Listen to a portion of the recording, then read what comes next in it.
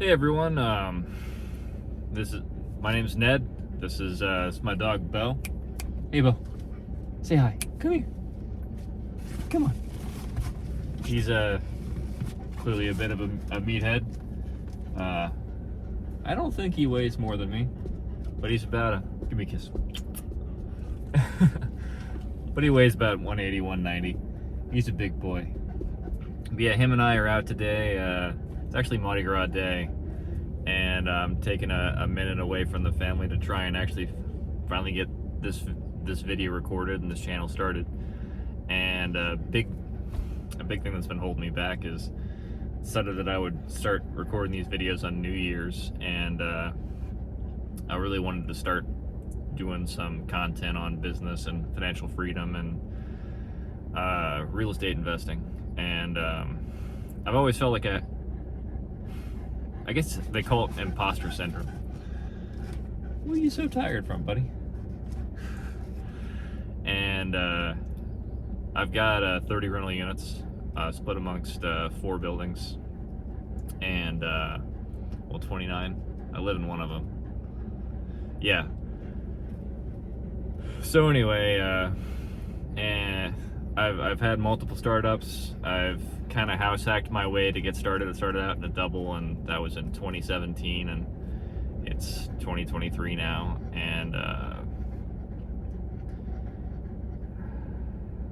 I always struggle trying to figure out what it is that I have that I can teach people, and then I go to these real estate events locally, and I'm kind of lurk on a lot of the FIRE, financial early retirement forums and things like that, and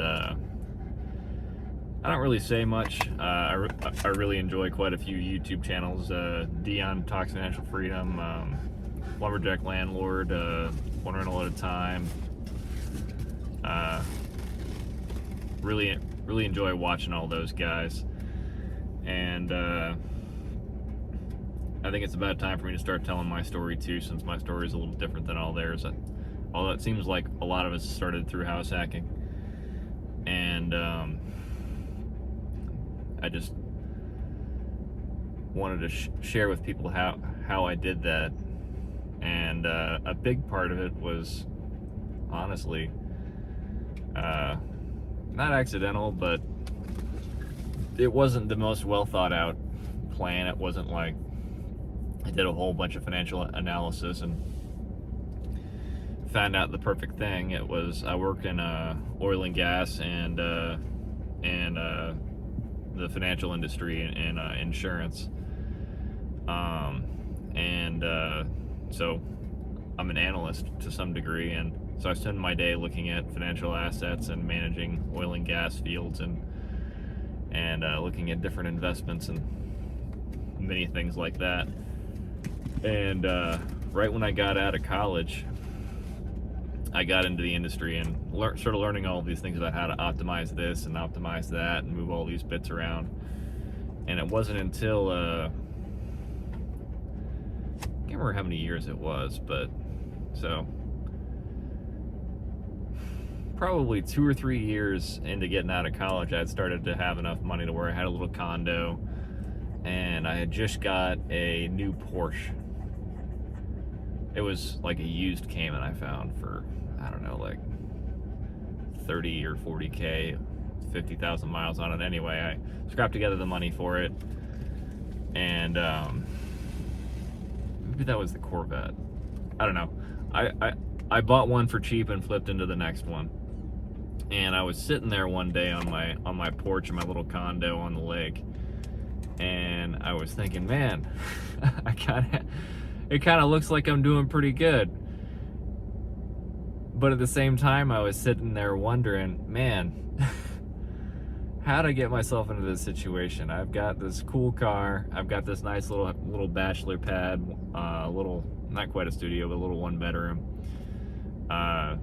Maybe 700, 800, probably 700 square feet. And suddenly I realized I had to use my credit card to pay for groceries for the end of the month.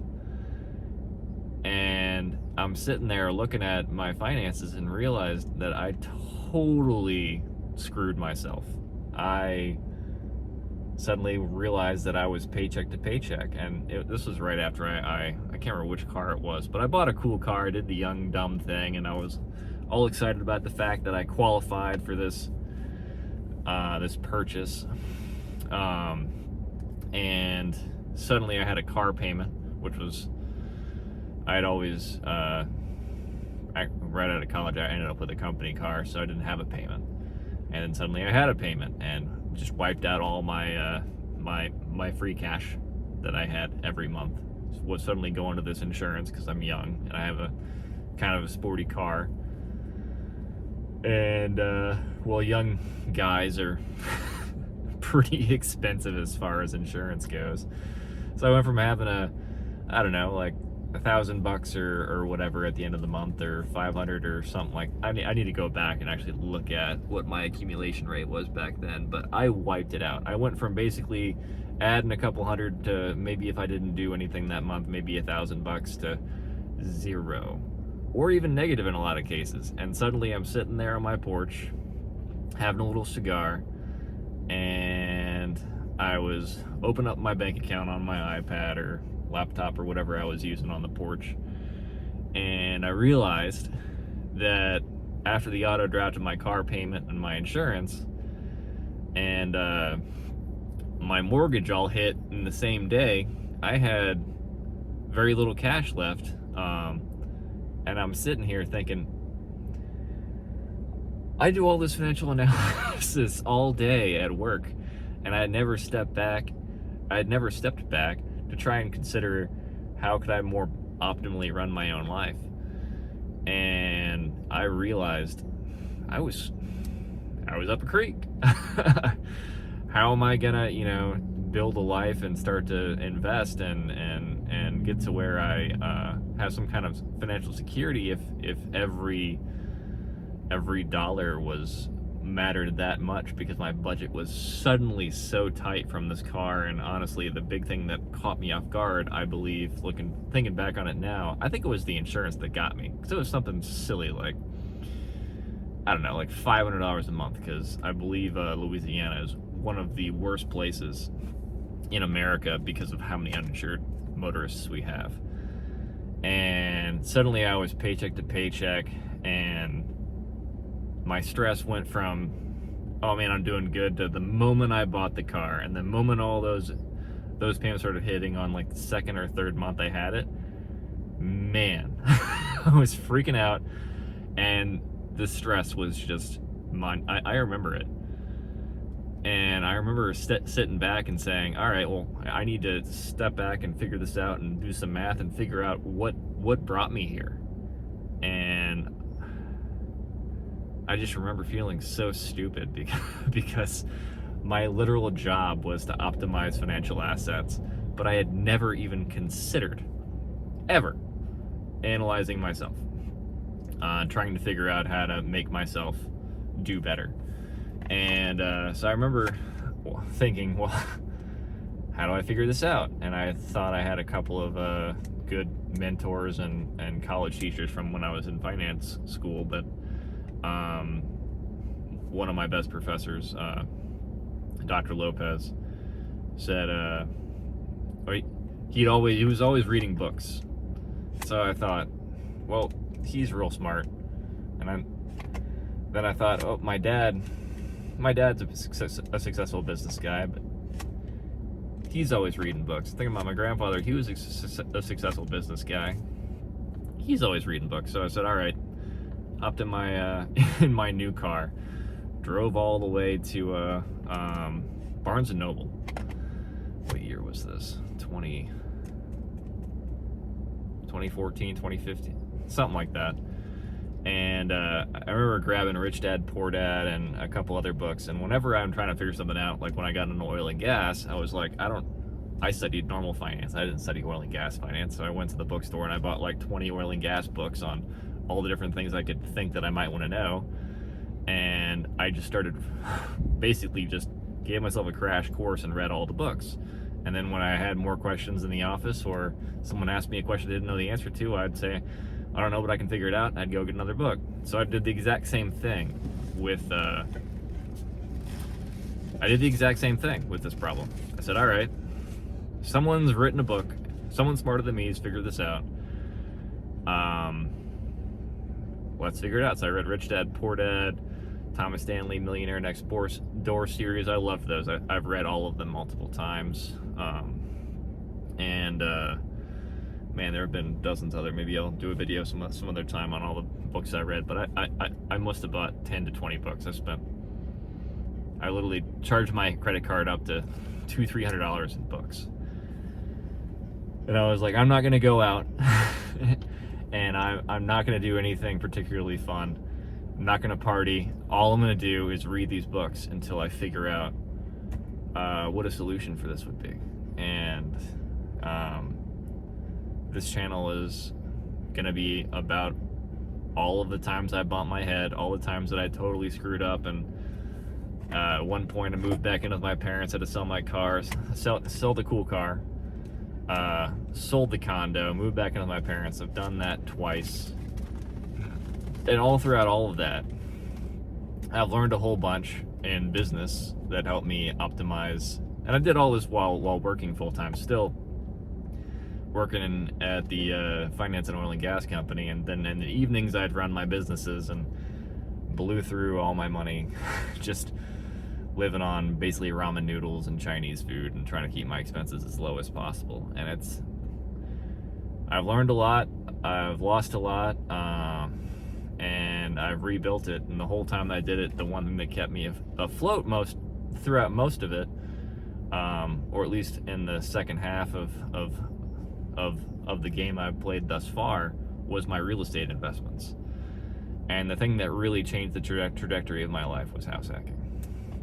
I bought a little double right off Audubon Park in New Orleans, and I think I was reading Bigger Pockets at the time and saw something about house hacking and looked at it and was like, oh, okay. And the thing that attracted me the most was that when you buy the house, you can qualify, because I had gone to a bank and tried to figure out investment properties and bringing in investors, so I was looking at all these oil and gas things, and one of the things that's normal in that industry is going and raising money and then you go buy something. And I was kind of like, all right, maybe I could do that with like a small building. And nobody would talk to me because I had no experience. I didn't know what the hell I was doing. And suddenly I'm looking at this house hacking thing and I'm like, wait, so you're saying I can buy a little house with little to no money down, I can count the income from the other side towards what I'm doing to help me qualify to buy the property, and then in 2 or 3 years or whatever the number was at the time, suddenly that experience of helping manage the tenant next door to me is gonna allow me to both have a track record and help me more easily qualify for the mortgage with the bank. But then in the future, they're gonna look at that track record and then I can do more deals that way. I was like, that's cool. I can do that as a side hustle while I try and, at the time I was still trying to do more businesses, because I thought the only way to build wealth was to start a business, because that's what my dad and my grandfather did. They had businesses, and I had never even thought about real estate as a business. At the time, I just thought it was investing. I didn't realize how much work went into it. I thought it was just kind of like a stock. You just kind of do it, and then you hire all the people and all the things, and I didn't realize how much more work it is. And it's not a whole lot of work once you figure out all the pieces and everything, but I think the Coast Guard's flying over. I'm near the marina right now. Got a warehouse out over here. But yeah, so this channel is going to be all the little things that I've learned and all the things that I'm trying to learn and all the problems I'm running into and all the, hopefully, the successes I have as I go through this process, and try and get closer to well, I really like where Ned Talks Financial Freedom is at. His whole goal was what was it? It was financial independence is when you have enough passive income off your assets to cover your bills. Financial freedom is when you have 3 or 4 times or more the income that you need to live. And so if anything happens to any of those sources of income, Hopefully it's not just one thing giving you a whole bunch of income, or just one big tenant. Hopefully it's spread across and you've diversified. But hopefully that 4x what you need gives you the ability to take some blows and ride through the unevenness of the market. Anyway, that's all I've got to say for today. Hopefully you guys are interested in coming through and hearing my journey and maybe seeing what's in the next chapter. Hey Bo, you gonna say bye? Hey, come here. Oh, you're not in the mood? Come on, Bobo, come here. He's not into it right now. Y'all have a good day. Bye.